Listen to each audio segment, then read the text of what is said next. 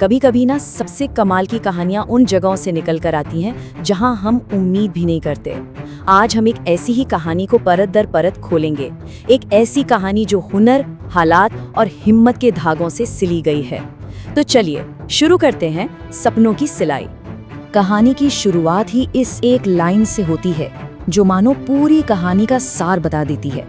मतलब ये उस उम्मीद की बात है जो सबसे मुश्किल, सबसे बंजर हालातों में भी पनप सकती है, बिल्कुल रेगिस्तान में खिले एक खूबसूरत फूल की तरह। तो आखिर कौन है ये फूल जो इस बंजर जमीन पर खिला?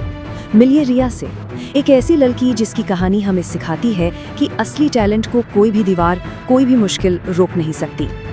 तो ये कहानी है रिया की, जिसकी हाथों में ना बस हुनर नहीं था, एक जादू था। वो सिर्फ कपड़े नहीं सिलती थी, वो तो फटे पुराने बेकार कपड़ों में भी जैसे जान डाल देती थी। ऐसा लगता था जैसे उसकी उंगलियां धागों से बातें करती हैं और हर सिलाई के साथ एक नया सपना बुनती हैं। पर असल में उसकी दुनिया कैसी थी? एक छोटा सा टूटा फूटा घर, माँ दूसरों के घरों में काम करती थी और पिता मजदूरी। कई बार तो घर में खाना भी पूरा नहीं पड़ता था। लेकिन इन सारी मुश्किलों के बावजूद पता है क्या, रिया के सपनों का आसमान बहुत बड़ा था, बेहद रंगीन। और ऐसा नहीं कि ये बात किसी को पता नहीं थी, उसके मोहल्ले वाले भी ये बात जानते थे। वो आपस में कहते थे कि लड़की भले ही गरीब है, पर इसके हाथ के काम में वो सफाई है, वो खूबसूरती है जो बड़े बड़े अमीरों के कपड़ों में होती है। लेकिन सिर्फ टैलेंट का होना ही तो सब कुछ नहीं होता है ना। बहुत जल्द एक दिन ऐसा आया जब रिया के हुनर और उसकी असलियत के बीच की जो खाई थी वो एकदम सामने आ गई। स्कूल में अचानक एक बड़े फैशन डिजाइन चैलेंज का ऐलान हुआ। अरे भाई, पूरे स्कूल में एक एक्साइटमेंट की लहर दौड़ गई। सब बच्चे बातें करने लगे, बड़े बड़े आइडियाज डिस्कस होने लगे। भाई, ये किसी की भी जिंदगी बदलने वाला मौका था। लेकिन इस सारे शोर और उत्साह के बीच एक लड़की थी जो बिल्कुल खामोश थी, रिया। अब सोचिए जरा, ऐसा क्यों? जिसके पास सबसे ज्यादा टैलेंट था वही चुप थी। उसके मन में आखिर चल क्या रहा था? उसकी खामोशी की वजह ये थी, उसके पास कुछ भी नहीं था। ना कोई नया कपड़ा, ना डिजाइन बनाने के लिए कोई ढंग का सामान, ना अच्छी कैंची। उसके पास थी तो बस अपनी माँ की एक पुरानी फीकी सी साड़ी और उसका हौसला। और कमाल देखिए, उसने उसी पुरानी साड़ी से एक ऐसी ड्रेस बना दी कि सब देखते रह गए और वो जीत गई। लेकिन जब एक टीचर ने उससे पूछा कि क्या वो आगे चलकर डिजाइनर बनना चाहेगी, तो उसकी जीत की खुशी के पीछे छिपा सारा दर्द सामने आ गया। उसने बस इतना कहा, गरीबी मेरे सपनों की सबसे बड़ी दुश्मन है। पर कहते हैं ना, जब आप पूरी शिद्दत से कुछ चाहते हैं तो किस्मत भी दरवाजा खटखटाती है। और अक्सर ऐसे वक्त पर जब आपको उसकी कोई उम्मीद नहीं होती। रिया की जिंदगी में भी वो दिन आया। ये मुलाकात भी बड़ी फिल्मी थी। एक आदमी अचानक कीचड़ में फिसल गया, उसकी सारी फाइलें बिखर गईं। रिया ने एक पल भी नहीं सोचा और फौरन उसकी मदद के लिए भागी। वो आदमी, जिसका नाम अरविंद मल्होत्रा था, रिया की इस नेकी से और जिस तरह उसने फाइलों को साफ किया, उससे बड़ा इम्प्रेस हुआ। और फिर उसने रिया से वो सवाल पूछा जिसने उसकी पूरी दुनिया बदल दी। और ये कोई आम आदमी नहीं थे, ये थे अरविंद मल्होत्रा, देश की एक बहुत बड़ी क्लोथिंग कंपनी के जनरल मैनेजर।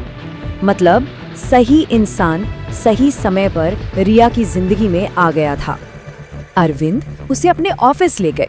सोचिए, रिया ने जिंदगी में पहली बार एक प्रोफेशनल डिजाइन स्टूडियो देखा था। हर तरफ रंग बिरंगे कपड़े, चमकती मशीनें। और जब उसे एक मौका मिला तो उसने एक साधारण से कपड़े को सिर्फ कुछ ही घंटों में एक लाजवाब ड्रेस में बदल दिया। जादू था उसके हाथों में।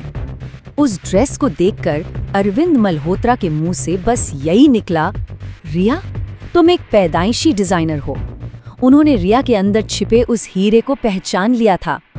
ये शब्द रिया के लिए किसी भी जीत से कहीं ज्यादा बड़े थे। और बस यहीं से रिया के सपनों की पहली उड़ान शुरू हुई। एक सही मौका मिलते ही उसके हुनर को जैसे पंख लग गए। अरविंद ने उसकी डिजाइन कॉलेज की पूरी फीस भरी और रिया ने भी इस मौके को हाथ से जाने नहीं दिया। उसने दिन रातें कर दिए, हर प्रोजेक्ट में टॉप किया। जल्द ही कंपनी में इंटर्नशिप शुरू हुई और उसने एक ऐसी ब्राइडल ड्रेस डिजाइन की जो कंपनी की सबसे बड़ी हिट बन गई। रातों रात उसका नाम सबकी जुबान पर था। अब रिया सिर्फ एक गरीब हुनरमंद लड़की नहीं थी, वो कामयाबी का दूसरा नाम बन चुकी थी। कहानी अब अपने सबसे ऊंचे मुकाम पर पहुंच रही थी। देखते ही देखते कुछ ही सालों के अंदर रिया उसी कंपनी की लीड फैशन डिजाइनर बन गई। सोचिए तो, वो लड़की जिसके पास कभी एक नया कपड़ा खरीदने के पैसे नहीं थे, आज वो लाखों के कपड़े डिजाइन कर रही थी।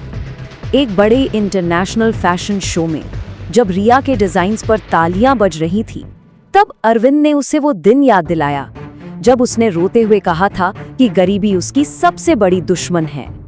पर इस बार रिया की आंखों में आंसू नहीं थे, एक आत्मविश्वास था। उसने बहुत शांति से जवाब दिया, सर, मैं उस दिन गलत थी। असली दुश्मन गरीबी नहीं, असली दुश्मन तो मौके की कमी है। और देखिए, यही इस कहानी की सबसे बड़ी सीख है।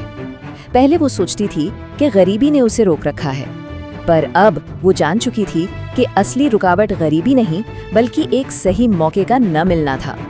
रिया की कहानी हमें यही सिखाती है कि टैलेंट हर जगह है, हर गली में, हर घर में। कमी अगर किसी चीज की है तो वो है उस टैलेंट को फलने फूलने का मौका देने की, एक ऐसे हाथ की जो उसे सही मंच तक पहुंचा सके।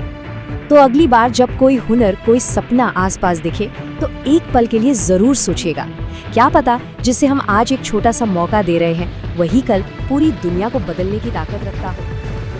अगर आपको ऐसी प्रेरणादायक, इमोशनल और सामाजिक संदेश वाली कहानियां पसंद आती हैं तो प्लीज इस वीडियो को लाइक करें और डर्टी स्पिश चैनल को सब्सक्राइब करना बिल्कुल मत भूलिए।